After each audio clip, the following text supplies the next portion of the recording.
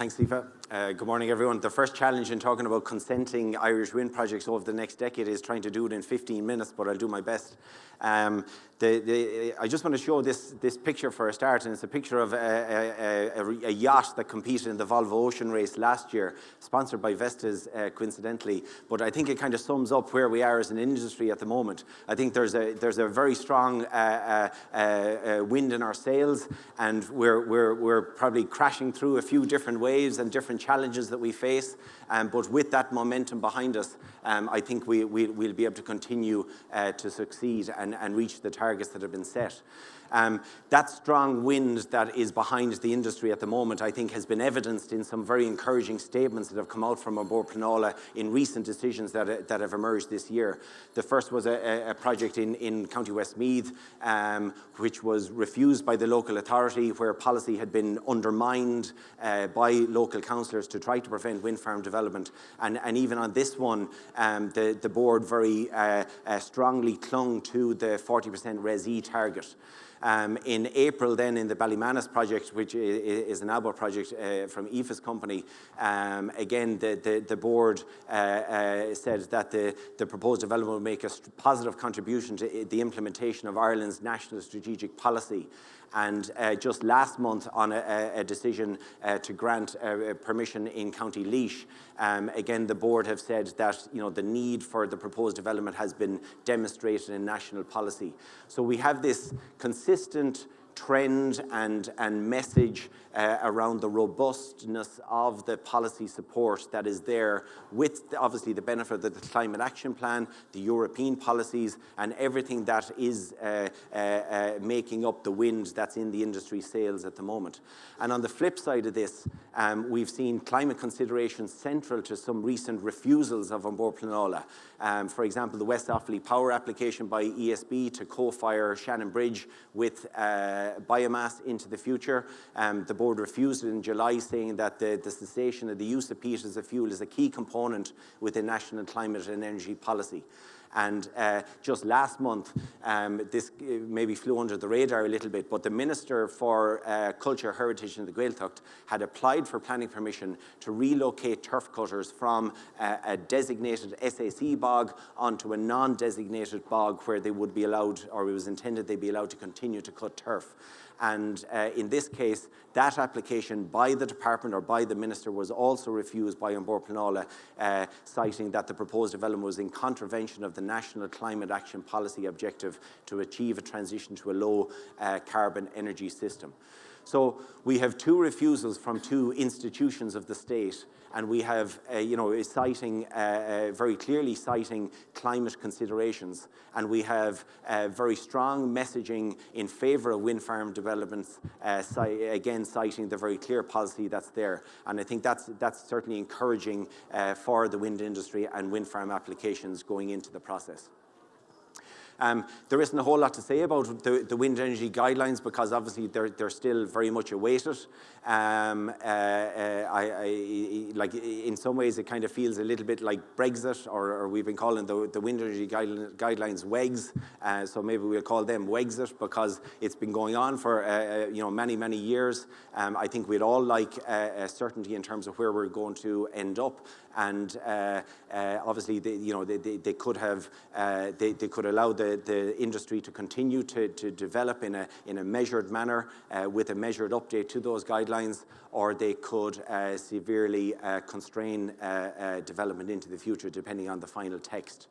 But obviously the recent chatter around whether we'll see them sooner rather than later has been driven by the objective in the Climate Action Plan that they would be published this year. Again, just reading between the lines, in terms of noise, it's been fairly well flagged that they're going to be linked to, or they will be in some way linked to the WHO guidelines around LDEN, which is a new parameter, and there's significant challenges in using an LDEN criterion and aligning that with the LA90 LAEQs that we've been more used to dealing with, and obviously it's been fairly well flagged in the preferred draft approach that there's likely to be penalties around amplitude modulation or tonality where that arises. However, in the 4 times tip height requirement, which is outlined as the preferred in the preferred draft approach for dealing with visual amenity matters, I think as an industry we very much need to be welcoming this. It could have been significantly worse. It wasn't too long ago that we were seeing proposals for 10 times tip height setbacks introduced in different counties here in Ireland, and we've seen recent events in Germany as well look for more than 4 times tip height. So I think being able to locate a 150 metre high turbine 600 metres from a home, or a 200 metre turbine in time 800 metres from a home is a measured response and a measured improvement on what we have at the moment, and is a very reasonable way of safeguarding residential and visual amenity. In terms of when we're going to see that 200 metre tip height, this is a graph to just kind of flag how we've gotten to where we are at the moment. As far back as 2012, there was an application lodged for 156 metre turbines, which ended up becoming the Monahincha project in Tipperary. O'Nini, I suppose, was probably quick out of the blocks in 2013, pushing the envelope up to 176, and it took until the next Bord na Móna application for Cloncreen in 2016 to see the next 170 metre tip height application, and since that there's been a gradual creep with Cool up to 175 and Ardru, which is currently the tallest permitted turbine, probably the tallest permitted structure in the country. And obviously the application for Derryad is still under consideration by the board at 185, which would set a new tip height limit. So I think where these projects have been built and installed, while there might have been some initial apprehension about pushing through the 150 metre envelope, or originally the 125 or the 100, with the right capacity assessments and the right determination in terms of what's the right type of turbine for a particular type of landscape, I see no reason why we won't be able to continue to push upwards of that 250 metre, 200 metre limit initially, and maybe more in time.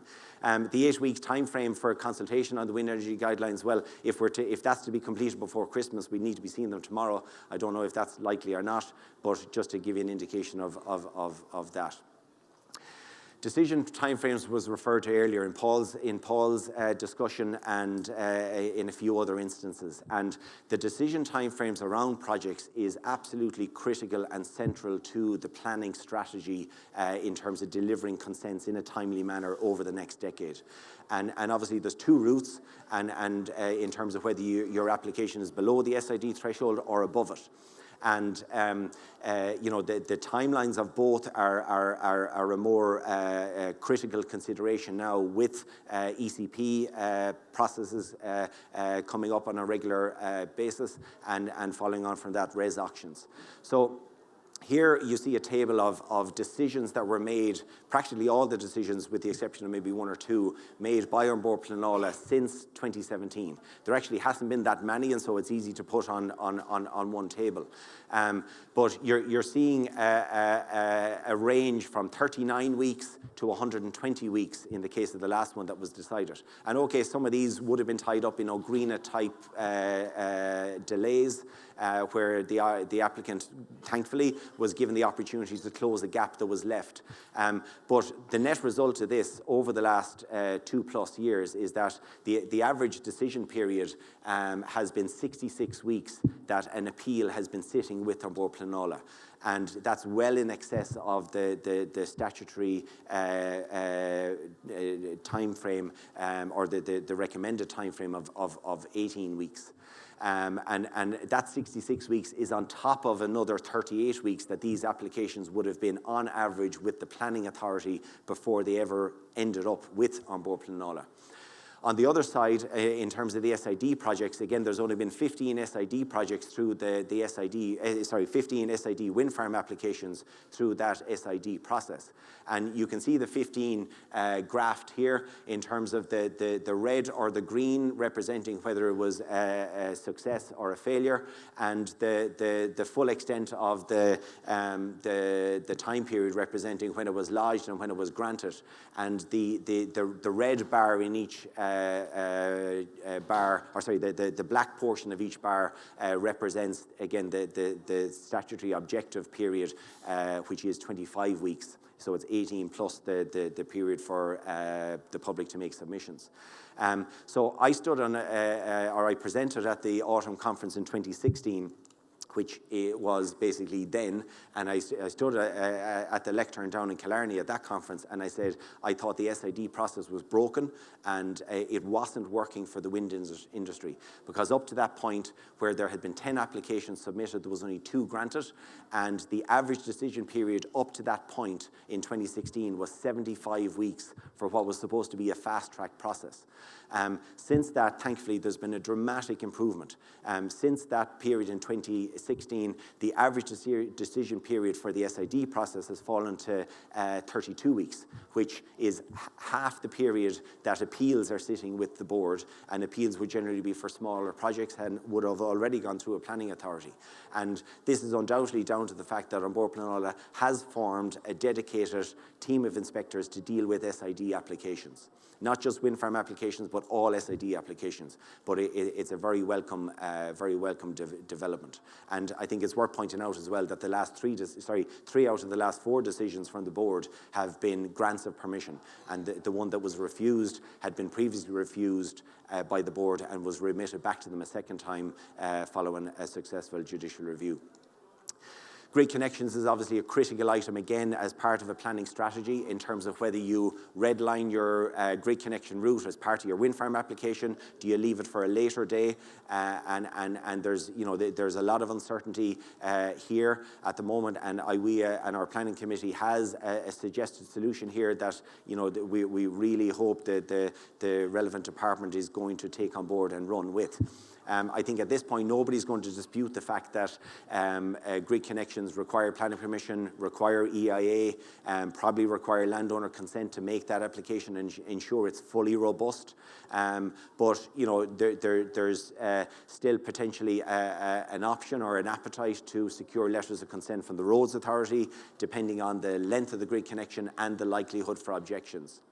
So this is something that obviously is critical to the planning strategy on the projects.